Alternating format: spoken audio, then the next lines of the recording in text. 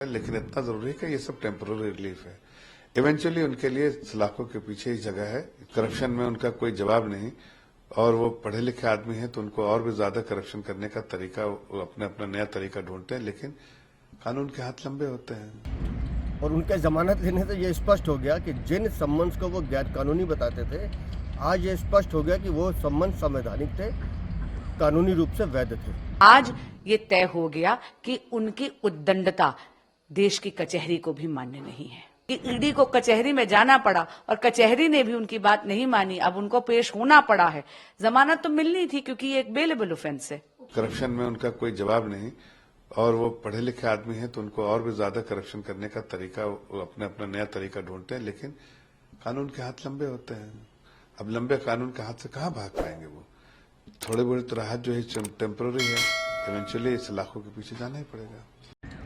आज अरविंद केजरीवाल ने न्यायालय में जाकर जमानत ली और उनके जमानत लेने से ये स्पष्ट हो गया कि जिन सम्मन्स को वो गैर कानूनी बताते थे, आज ये स्पष्ट हो गया कि वो सम्मन संवैधानिक थे, कानूनी रूप से वैध थे। बार बार जांच एजेंसी से भागते अरविंद केजरीवाल, आखिर तुम्हें आज कोर्ट की शरण में आके जमानत लेनी पड़ी। और अब इससे ये भी स्थापित हो गया कि जांच एजेंसी के अगले सम्मन पर आपको कोर्ट में आना पड़ेगा, सवालों के जवाब देने पड़ेंगे और शराब घोटाले में जितना भी खेल हुआ है उसका भी पर्दाफाश होगा। सत्यमेव जयते।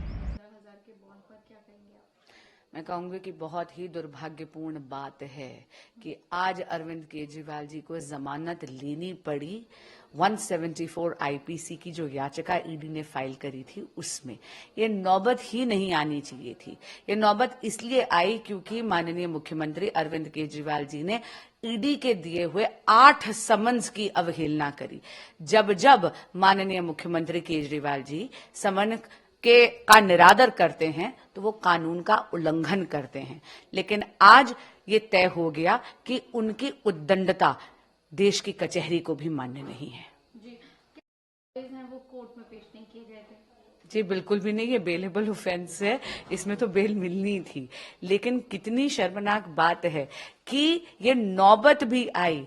देखिए, मैं बार बार कहती हूं कि पीएमएलए में ये अनिवार्य होता है, अगर आपको समन दिया गया है तो आपको उस समन का आदर करते हुए जाकर जांच एजेंसी के समक्ष पेश होना है। लेकिन क्या करें, माननीय मुख्यमंत्री जी एक सामान्य व्यक्ति, एक आम आदमी के आवरण में बहुत ही खास व्यक्ति हैं और आज उसी का उनको खामियाजा भुगतना पड़ रहा है कि ईडी को कचहरी में जाना पड़ा और कचहरी ने भी उनकी बात नहीं मानी। अब उनको पेश होना पड़ा है। जमानत तो मिलनी थी क्योंकि ये एक बेलेबल ऑफेंस है। अभी पता चला कि अरविंद केजरीवाल जी को बेल मिली है।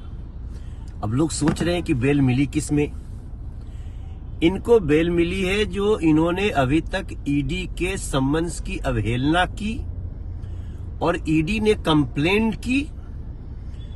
उस कंप्लेंट में जब ये कोर्ट गए तो उसके लिए इनको बेल मिली है कि चलो पीछे जो गलतियां किया है उसमें आपको अभी 15,000 के मुचलके पे 1 लाख की सिक्योरिटी पे अब ये जमानत पे इस समय हैं। लेकिन इनको कहा गया है जल्दी से ईडी के समन्स का जवाब दीजिए, उपस्थित होइए, कानून का पालन करिए। इसलिए अरविंद केजरीवाल जी को जल्दी से जल्दी कानून का पालन करना चाहिए और यही संविधान की शपथ लिए हुए व्यक्ति के लिए उचित भी है।